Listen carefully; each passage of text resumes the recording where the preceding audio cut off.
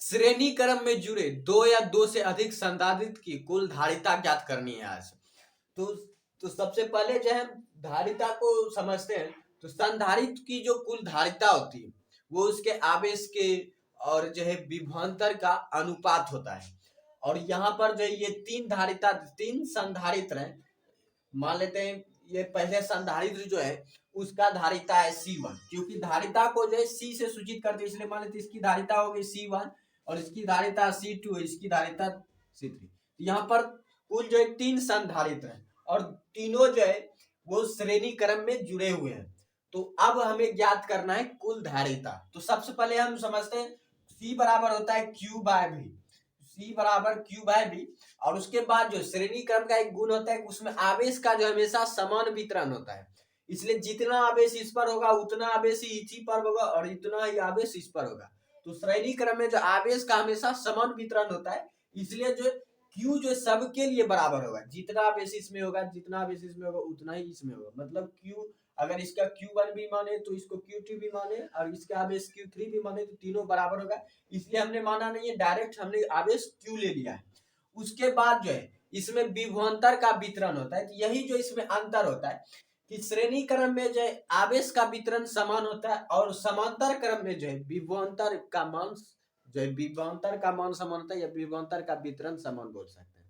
तो ये होता है समांतर क्रम में। और श्रेणी क्रम में इसका उल्टा होता है, इसमें आवेश का समान वितरण होता है और विभवांतर अलग अलग हो जाते हैं। तो इसलिए जो यहाँ पर जो है विभवांतर हमेशा बीजगणितीय योग का पालन करता है। इसलिए अगर कुल इसके जो पूरे तीनों संधारित्र का मिलाकर अगर हम बात करें इसकी कुल विभवांतर कितना होगा तो वो मान लेते हैं V।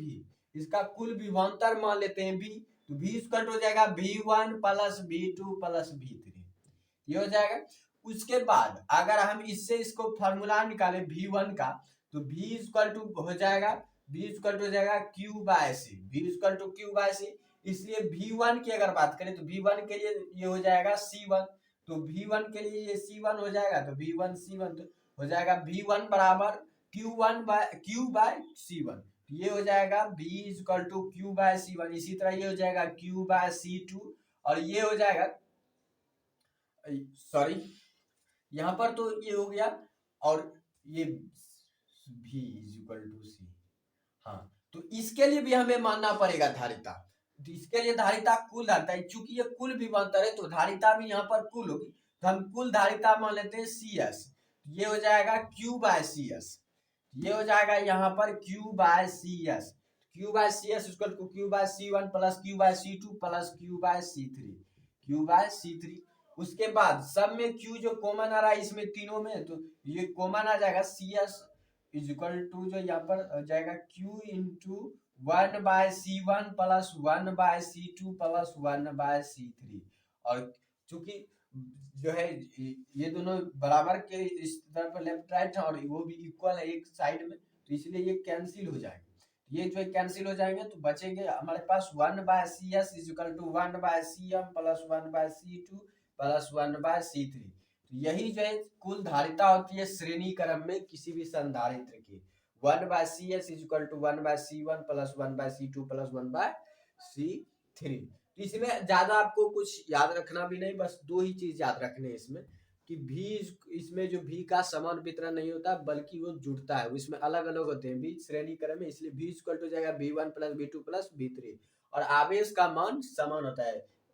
और इसी रूल को हम फॉलो कर देंगे C बराबर Q बाय V के सूत्र का अनुसार बैठा के तो आराम से निकलेगा। और समांतर क्रम में भी जो ठीक उसी का उल्टा होता है, इसमें V जो है बराबर रहेगा, चारों तीनों के लिए V बराबर रहेगा, 4 है 5 है उसके लिए भी V जो हमेशा बराबर है।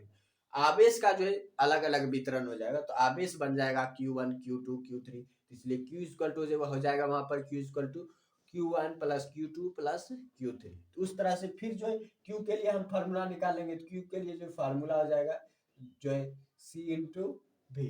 तो इस तरह से जो है हम समांतर क्रम के निकाल सकते हैं। इसके बारे में जो हम अगले वीडियो में चर्चा करेंगे और बारीकी से जो हम उसको भी समझेंगे। तब तक के लिए आप इसको याद रखिएगा और भाषा अगर आप लिखना चाहते हैं आप खुद से जो चित्र आप माइंड में सेट कर लीजिए और पॉइंट बाय पॉइंट जो उसके शब्द के रूप में जोड़ दीजिए तो आपको भाषा बनाना आसान हो जाएगा।